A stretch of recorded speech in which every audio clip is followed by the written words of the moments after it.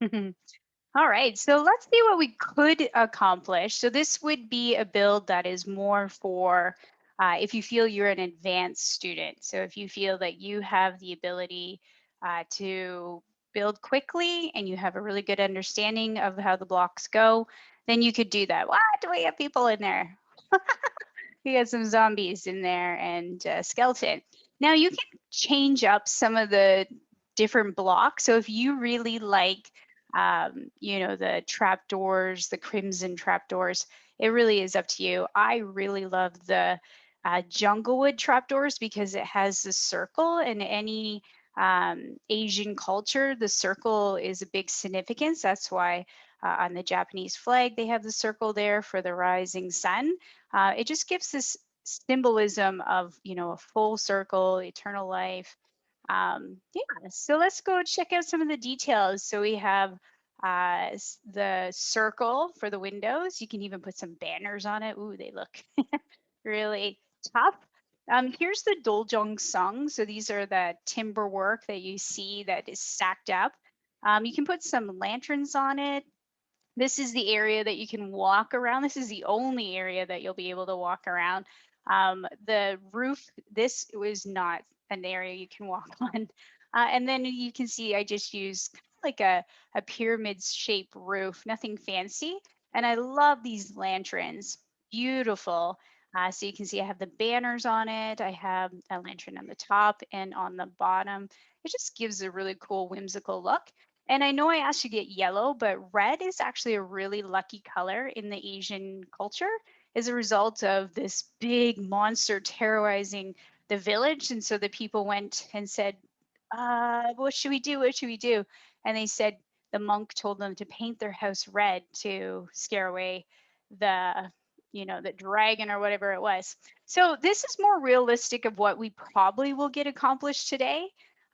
If there's a lot of questions, this is probably what we'll accomplish today. So let's get started without further ado. You're going to make 11 by 11. So that means 11 blocks corner to corner. We're doing our brick. So let's do our stone brick. 1, 2, 3, 4, 5, 6, 7, 8, 9, 10, 11. Okay, so if it's corner to corner, that means from one side to the other side of the line segment.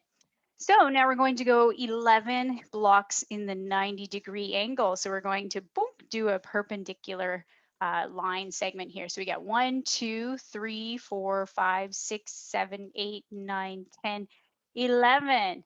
Okay, so then inside, just continue to join your joints together and voila, there you go. So we have 11 by 11 square. Okay, just for the sake of today, we're only going to put one layer on our building. However, if you feel like you can do more than that, do it. You can go up to 5 levels. It really is up to you. So we got 1, 2, 3, 4, 5. Speaking of 5, we're going up 5 layers. So we're going to make our foundation a 5 high wall, 11 wide wall. So how many blocks did I just place all together for one wall right here? So it's 11 wide, 5 high. Yes, good job. 55. Good. So if I'm doing 4 walls that have 55 blocks, how many blocks do I have all together? Yes, good. So we have 200 because we have, let's just take the 50 and the 50. So that's 100. And then 50 and 50 from the other side, that's 200. Plus we have 5 from each side. So that's 20. 4 times 5 is 20. So that's a great way of looking at it. You can break it down into its tens and fives. It's really easy to do it that way. And then add it together. So if that's a way you can think about it, it's another way to look at it. Okay, so we have 220 blocks all together. Wow, that's a giant feat. So what shape do you think this would be called? Yes, a cube. Well, it's actually not a cube because the height, the up, the Y, has to be 11 blocks high too. So it's not a cube. It would be, you look at the bottom first. So it's a square. So we call that a square base. And then you look at the sides and they're in the shape of a rectangle. So that's a prism. So this would be a square base prism. All right, so let's get started with the actual design of it. And that is basically two colors. It's not, a tremendous amount of different work you have to do. So, and it's the same thing. We're going to do 5. That's our lucky number today. So we'll start with white, the quartz. So we got 1, 2, 3, 4, 5. Then after the quartz, we have spruce, and then quartz, and then spruce. It almost looks like a little bit of backwards Oreo cookie, or maybe there's the Oreo cookie. There me, there I am with all my food analogies. And then for the window openings, we're going to have 3 blocks across and 5 blocks high. Okay, so that's our center point. And then we're just going to repeat the pattern with the wood. Okay, so the oak and the quartz. So that is one finished wall right there. Okay, so then we're going to repeat this pattern 3 more times. So we'll go all the way around. So we have our white here. So what goes next close to white? Well, it's the dark oak. And if you wanted, you could just use your dark oak so you're not switching between them. So, just skip a block, put your dark oak, skip another block, put your dark oak, so that you're not constantly having to continuously change your material. And then that way, your material ergonomics will be better, meaning how efficient you use your materials. All right. And talking of efficient, did you know that Japan has the oldest people in the world? They have found that they have more centurions. You know what a centurion is? What is a centurion? What do you think it sounds like? Century, that's 100. Centurion. Doesn't it sound like they are some kind of soldier? Yeah. So, anyways, they have more centurions than any other country in the world. And so scientists actually wanted to figure out what is their secret? Like, what do they do that's so proficient? So there you go. There's our Oreo cookies or a beautiful striped building. So I have all 4 sides done. Then I'm going to put a layer of stone around the entire perimeter. So I'll just go all the way around the entire perimeter. Okay. And then I'll go this way and I'll go down like that. Okay. So I have stone, and then I'm going to do one more layer of wood. So this is my wood layer, and I'm just going around in a complete circle. So these junction points actually are where our Doljeong uh, points are going to be added onto it. So you could do the wood first and then stone, or vice versa. It really doesn't matter. So I did the stone there and then the wood, but it does kind of look better with the wood. So I probably would suggest doing the wood first and then the stone. All right, so what are we doing? So we are going to actually put our wood, our stone, sorry, right on top of those pillars. So every time you see one of those wooden pillars, put it up. And then in the middle of the window, so you notice how the window has 3 blocks. So on that second block, we're going to place those junctions. So we're kind of making our building look a little bit like a porcupine. Going to have these little junction points. Okay. Like I said, if you wanted to do another layer, then you would just continue to do what you're doing here. You're just stacking another layer after these junction points. And you just continue to go up and up and up. But just for the sake of time, we really don't have the opportunity to build more than this and put all the details in the roof and all that stuff on. All right, so now we have our little junction points, and you're going to now take our wood. So this represents that Doljeong. So you're going to go underneath your little nubs and then on top of it. So it's like a 2-tiered system. Same thing here. You're going to go under and then over. Okay, so you're only going to do the under and over on this junction point, but on the foundation concrete, we're only going to go on the top like that. And I'll show you why once we get to that point.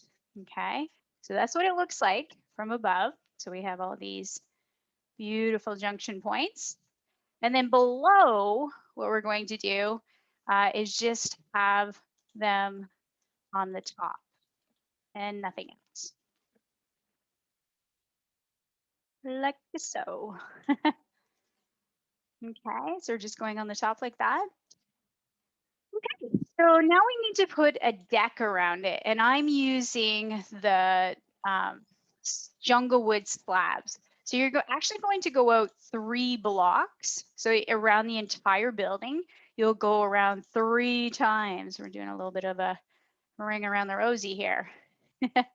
Actually, that's kind of a unusual song. It really doesn't mean you're going around in a circle. It was kind of like a code for the Black Plague and the destruction that it had. So there's a little history. Okay, so we're going around. So they studied these centurions and they found out that they have an excellent diet. So they eat a lot of fish. So that's the omega 8s. And these are great building blocks for your brain. Your brain needs the fatty uh, acids and as well as all the good fats that come from like avocados and cashews, things like that. So they had great diet. They didn't eat a lot of junk food. Their junk food probably would be like fried beans or something like that. Nothing really too out of the healthy zone. All right, so we have this deck. Then we're going to give it a little bit of a facelift. So we're going to put a rail system on it. So I would put 1 block of the slabs. The reason why is because when you put a fence on, so watch, it just floats there. So you really need to have, some kind of post to make it look like it's not so unusual and floating there. You could also add another couple prongs to the middle. I probably would go with like the middle here and then just put another slab to make it look a little more symmetrical. Okay, so you can do that around all 4 sides. Just decide where you want to have your posts. So here's your nice little rail system. And I'd probably go here again. Yeah, so anyways, they had a great diet. The climate in Japan is not like, like Canada, where is really harsh winters. So they have just a better climate for living long. They're right on the ocean, so it just makes it so that they don't have these harsh. It's more like a thermal property there. And the other thing is that they didn't lose their sense of community. In the Asian culture, the elderly are actually are highly revered. They are someone that is respected because they have a lot of knowledge, and they just have this great sense of community. So it wouldn't be unusual to go out and see someone dancing in the park. A lot of the elderly will do that. Or it wouldn't be unusual to see like the men gathered playing some board game, like, I don't know, Mahjong or something. So, yeah, so they just have a great sense of community. All right, so we're going to take our dark prismarine and we're going to just have it float like over the top of our little prongs, our little stone prongs there. So we're going to have it go over top. Dunk, dunk, dunk. Okay. And then we'll go all the way around the perimeter. So it should look like that. Okay. And then we're going to take our slabs. Now this is where it gets fun. So you're going to take your slab and go around 2 times with the slabs. The Japanese houses, especially the ancient Japanese houses, have really big soffits, these like over sweeping large run soffits. This is what we call the soffit under here. So they have really, really big soffits.